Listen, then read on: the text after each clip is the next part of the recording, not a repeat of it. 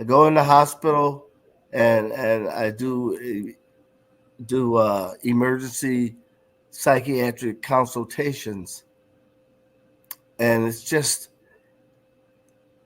being fair and firm and consistent when you talk to that person.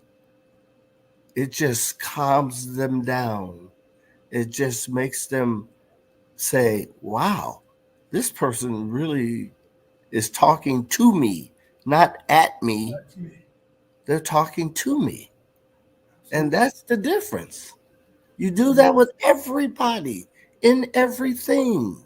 What have it cost you to have your fear and phobia, anxiety, stress, depression in your life? What if I tell you that in a few sessions, I can totally wipe out that phobia and change the quality of your life? More information? DM me now.